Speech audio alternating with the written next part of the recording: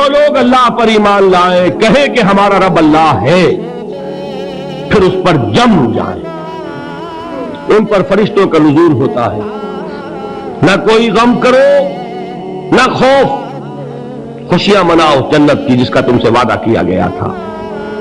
اللہ کی ربوبیت پر اطمینان جب انسان کو ہو جاتا، میرا رب اللہ ہے، ربی اللہ، انسان کے لیے نہ کوئی کھٹکا، نہ کوئی خطرہ، نہ کوئی خوف، نہ کوئی حضور۔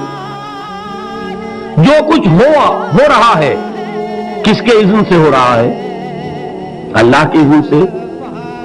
اللہ کے اذن کے بغیر پتا تک نہیں ہلتا۔ یہ کوئی اندھا بہرا مادہ نہیں ہے جس سے مجھے کوئی خوف ہو۔ اندھا بھینسا چلا آ رہا ہو اس سے تو ڈرنے کا ہر انسان کو ڈرنا چاہیے، نہ معلوم کس کو ٹکر مار دے، لیکن نہیں، اس کائنات کو چلانے والا ایک سمیع و بصیر خدا ہے۔ وہ جو میرا دوست ہے، میرا ولی ہے، اللہ ولی الذین آمنوا یخرجہم من الظلمات الی النور، اللہ اہل ایمان کا ولی ہے، ساتھی ہے، پشت پناہ ہے، مددگار ہے، حمایتی ہے۔ بتائیے جسے یقین ہو جائے کہ اللہ میرا مددگار، اللہ میرا محافظ، اللہ میرا پشت پناہ، اللہ میرا حمایتی، اس کے لیے کوئی خوف ہوگا؟ اس سے کوئی ڈر ہوگا؟ میں مثال دیا کرتا ہوں ایک بہت سادہ، پنجاب کے دیہات کی۔ کوئی بڑا چودھری ہے اور کوئی غریب کسان ہے۔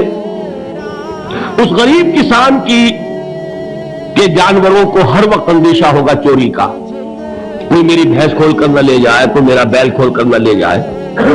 لیکن جس کے بارے میں یہ سب کو معلوم ہو کہ وہ جو بڑا چودھری ہے وہ اس کا دوست ہے، اس کی بچیا کو کوئی خوف ہوگا؟ اس کی بھینس پر کوئی ہاتھ ڈالے گا؟ اسے کوئی اندیشہ ہوگا؟ نہیں۔ کیوں؟ کہ وہ بڑا چودھری، بڑا اس کا یہاں کا سردار، جاگیردار، سب کو معلوم ہے وہ میرا دوست ہے، کوئی میرے خلاف اقدام نہیں کر سکتا۔ اس دنیا میں یہ چھوٹی سی بات اگر آپ کے دلی اطمینان اور سکون کا باعث بن سکتی ہے تو ذرا تصور کیجئے۔ میں لفظ تصور استعمال کروں گا صرف اس لیے کہ اس کا ہم جس کو کہتے ہیں ادراک اور شعور کر نہیں سکتے، اگر کے ساتھ کر سکتے۔ اگر یقین ہو کہ اللہ میرا مددگار اور یقین ہو کہ اللہ ہر آن میرے ساتھ ہے، پھر کوئی خوف؟ کس کا خوف؟ کوئی شے اللہ سے بالا تر ہے؟ کوئی قوت اس سے زیادہ طاقتور ہے؟ کوئی اس کے ارادے کو بدلنے والا ہے؟ کوئی اس کی مشیت کے آڑے آنے والا ہے؟ یہی بات ہے جو حضور نے فرمائی۔ یہ ایمان کا حاصل ہے لب لباب، کہ دیکھو اچھی طرح اس بات کو ذہن نشین کر لو، اگر تمام انسان مل کر تمہیں کوئی نقصان پہنچانا چاہے نہیں پہنچا سکتے مگر جو کچھ اللہ نے لکھ دیا ہو، اور تمام انسان مل کر تمہیں کوئی نفع پہنچانا چاہے نہیں پہنچا سکتے مگر وہ شے جو اللہ نے طے کر دی۔ آپ پھر میں کہوں گا ذرا طاری کیجئے، اسے فرض کیجئے، اسے سوچئے۔ اگر اس حدیث پر ہمارا دل ٹھکا ہوا ہو تو کسی سے ڈر ہوگا؟ یہ مجھے نقصان نہ پہنچا دے، یہ میری رپورٹ خراب نہ کر دے، یہ میری انکریمنٹ نہ رکوا دے، یہ میرا یہ نہ بگاڑ دے، یہ میرے یہ نقصان نہ پہنچا دے۔ اس کا ڈر، اس کا ڈر، اس کا خوف، اس کی خوشامد، اس کے لیے جا کر طرح طرح سے اپنی عزت نفس کو ذلیل کروانا اس کے سامنے، یہ سب کچھ کیوں کرتا ہے انسان؟ جب سمجھتا ہے کہ اس کے ہاتھ میں میرا کوئی نفع ہے، اس کے ہاتھ میں میرے لیے کوئی ضرر ہے، یہ مجھے کوئی گزن پہنچا سکتا ہے، یہ مجھے کوئی نقصان پہنچا سکتا ہے، یہ میرا کوئی کام بنا سکتا ہے، یہ میری کوئی ضرورت پوری کر سکتا ہے، اسی کا نام شرک ہے۔ جہاں آپ نے یہ سمجھا کہ غیر اللہ کے اندر کوئی طاقت موجود ہے وہی شرک ہے۔ بتوں سے تجھ کو امید ہے، خدا سے نومیدی، مجھے بتا تو صحیح اور کافری کیا ہے؟ شرک تو یہ ہے جس پر بھی تمہیں یہ خیال ہے کلمہ ہے، یہ کلمہ سوم لا حول ولا قوت الا باللہ، ذرا اس پر دل کو کبھی اگر آپ تصور کریں، پھر فرض کریں، دل ٹھک جائے اس پر، کوئی طاقت نہیں۔ یہی بات تھی جو شیخ عبد القادر جیلانی رحمت اللہ علیہ نے اپنی وصیت میں اپنے بچے سے کہی. 11ویں دینے والے ہیں، لیکن حضرت شیخ عبد القادر جیلانی کی وصیت اور تعلیمات کو کتنے لوگ ہیں تم جانتے ہو؟ یہ جن مقامات تک پہنچے ہیں وہ کس چیز کی بدولت پہنچے؟ انہوں نے جو پیغام دیا وہ کیا تھا؟ اے میرے بچے، جس طریقے سے قرآن مجید میں حضرت لقمان کی نصیحتیں جو ہے نقل کر دی گئی ہیں، میں یہ عرض کروں گا بالفرض اگر قرآن حضرت عبد القادر جیلانی کے بعد نازل ہوا ہوتا تو شیخ عبد القادر کی یہ نصیحتیں بھی قرآن میں درج ہوتی. اتنی اونچی نصیحتیں ہیں. اے میرے بچے، اس حقیقت کو ذہن نشین کر لے، لا فاعل فی الحقیقت ولا مؤثر الا اللہ. اس کائنات میں نہ کوئی فاعل حقیقی ہے نہ مؤثر حقیقی ہے سوائے اللہ کے. کسی شے میں کوئی تاثیر نہیں اگر اللہ نہ چاہے. آگ جلا نہیں سکتی اگر اللہ نہ چاہے. پانی ڈبو نہیں سکتا اگر اللہ نہ چاہے. زہر ہلاک نہیں کر سکتا اگر اللہ نہ چاہے. کوئی چیز فائدہ نہیں پہنچا سکتی اگر اللہ نہ چاہے. تو در در پہ کیوں سر جھکاتے ہو؟ در در پر کیوں جبیں سائی کرتے ہو؟ سب کے سامنے کیوں ہاتھ پھیلاتے ہو؟ ایک اللہ سے مانگو. ایک اللہ کے سامنے جبین پر اپنی جبین رکھو.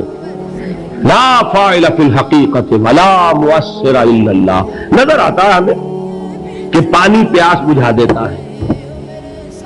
پیاس بجھانے کی صلاحیت پانی میں نہیں ہے، اللہ کے اذن سے. کھانا بھوک مٹا دیتا ہے. بھوک مٹانے کی صلاحیت کھانے میں نہیں ہے، اذن رب میں ہے. دیکھیے یہی یقین تھا. حضرت موسیٰ علیہ السلام کا واقعہ یاد کیجئے. سامنے سمندر آ گیا ہے. قوم دیکھتی ہے پیچھے کہ گرد و غبار کا طوفان ہے. معلوم ہوا کہ فرعون اپنے لشکر سمیت آ گیا ہے.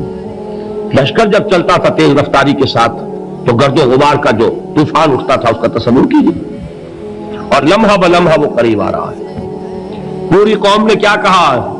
اے موسیٰ انا لمدرکون. اے موسیٰ ہم کو پکڑے گئے.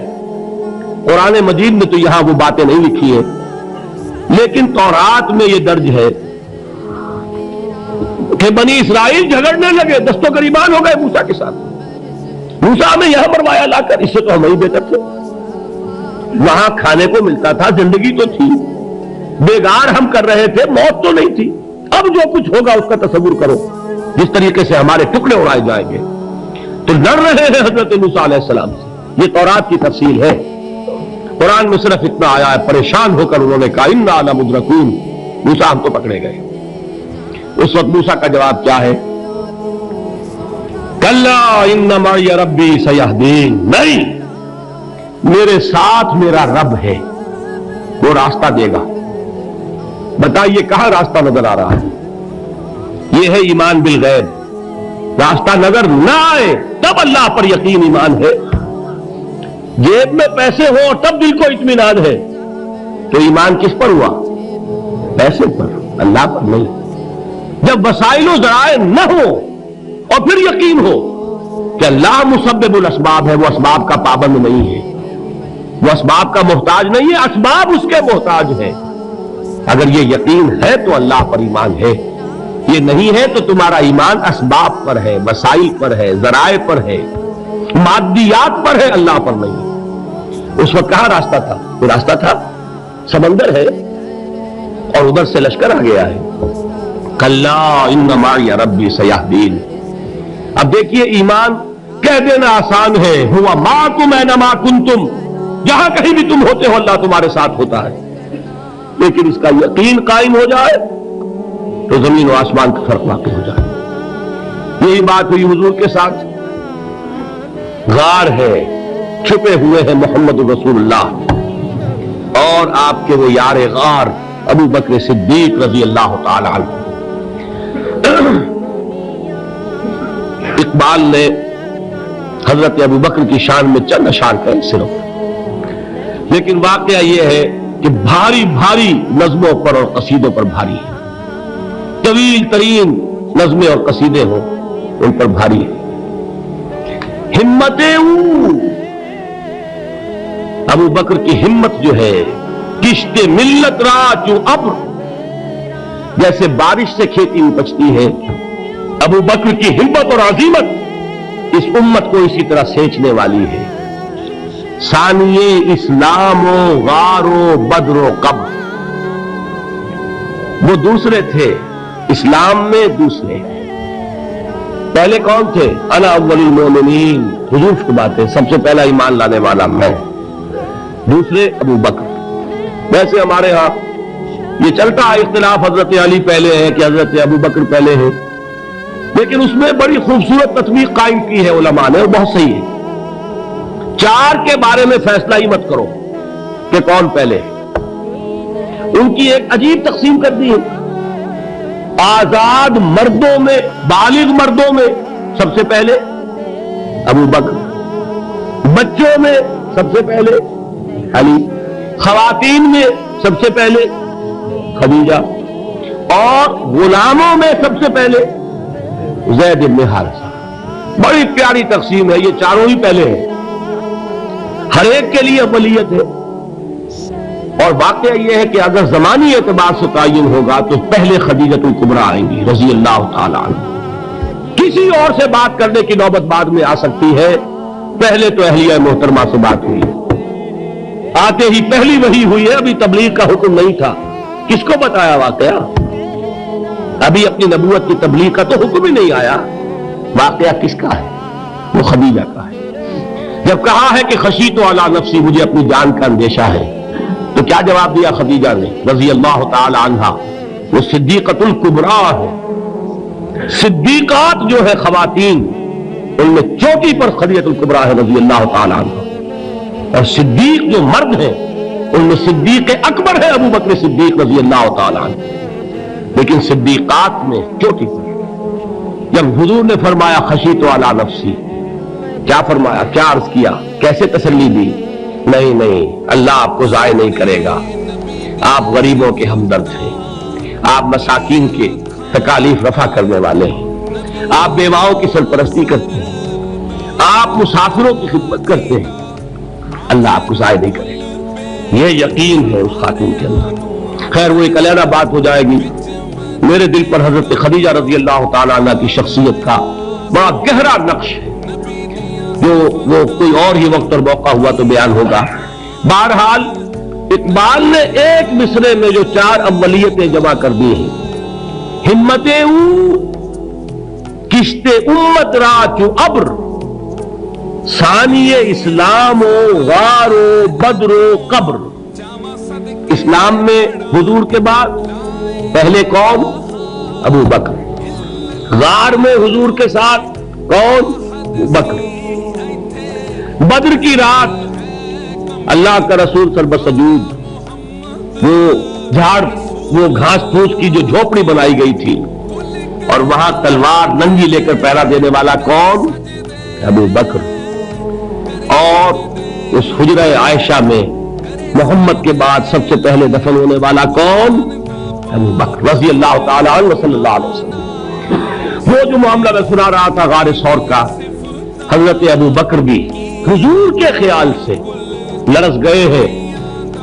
آپ کو یاد ہوگا کہ جا کر پہلے تمام جتنے سوراخ تھے انہیں بند کیا ہے، ایک سوراخ رہ گیا تھا جس کو بند کرنے کے لیے کوئی کپڑا نہیں تھا، وہاں اپنی ایڑی رکھی ہے، تب کہا ہے حضور سے تشریف لائیے، اور اپنے زانو پر حضور کو لٹایا ہے، اور وہاں کسی موذی جانور نے کاٹا ہے، حضور کی آنکھ لگ گئی تھی، اس وقت اس بل کے اندر جو بھی بچھو ہے کیا ہے واللہ عالم، اس نے کاٹا ہے، اس کی تکلیف کی وجہ سے ابو بکر کی آنکھوں سے آنسو ٹپک گئے، حضور کے چہرے مبارک پر پڑے ہیں کہ حضور جاگے ہیں، معاملہ کیا ہے؟ ایڑی نہیں ہٹائی وہاں سے، مبادا وہ جانور وہاں سے نکل کر محمد الرسول اللہ کو کوئی گزن پہنچا دے، ابو بکر کی ایڑی ہے، جس طرح چاہے کھا لے، ختم کر دے، جان نکل جائے تب کوئی آنچ آئے محمد پر تو آئے، لیکن جیتے جی نہیں۔ وہ ہے ابو بکر حضور کے خیال سے۔ اس وقت حضور نے پھر اپنا لعاب دہن لگایا ہے، اور اس سے پھر آپ کی تکلیف ختم ہوئی۔ جیسے خیبر میں حضرت علی کی آنکھ دکھ رہی تھی، اس کو جو شفا حاصل ہوئی ہے وہ بھی حضور کے لعاب دہن سے ہوئی۔ تو بہرحال اس وقت انہوں نے کہا ہے کہ اے نبی یا رسول اللہ، اگر اس وقت ان میں سے کسی نے غیر ارادی طور پر بھی اپنے قدموں کی طرف جھانک لیا تو پکڑے جائیں گے۔ کیا جواب تھا اللہ کے رسول کا؟ لا تحزن ان اللہ معنا، اللہ ہمارے ساتھ ہے، کیوں گھبراتے ہو ابو بکر؟ یہ ہے ایمان باللہ، میرا مالک اللہ، میرا رازق اللہ، میرا محافظ اللہ، میرا مددگار اللہ، میرا پشت پناہ اللہ، میرا دوست اللہ۔ یہ دوستی ہے اللہ کی جو لب لباب ہے، حاصل ہے ایمان کا، اسی کا نام ولایت ہے۔ اولیاء اللہ کے سروں پر سین نہیں ہوتے، جس کے دل میں ایمان راسخ ہو چکا ہو وہی اللہ کا ولی ہے، جسے اللہ پر یقین ہو چکا ہے وہی اللہ کا ولی ہے، جسے یقین ہے اللہ میرے ساتھ ہے، میرا مددگار، میرا پشت پناہ، میرا ساتھی، میرا دوست، میرا محبوب، میرا محب۔ اللہ اہل ایمان سے محبت کرتا ہے۔ واللہ یحب الصادقین، ان اللہ یحب الذین یقاتلون فی سبیلہ صفا کانہم بنیان مرصوص۔ اللہ محبت کرنے والا، اہل ایمان محبوب، اور اہل ایمان محبت کرنے والے اللہ محبوب۔ والذین آمنوا اشد حبا للہ۔ آپ تصور کیجئے جسے یہ رشتہ ایمان یا رشتہ ولایت حاصل ہو جائے، الا ان اولیاء اللہ لا خوف علیہم ولا هم یحزنون، آگاہ ہو جاؤ، اللہ کے دوستوں کے لیے نہ کوئی خوف ہے نہ کوئی حزن ہے۔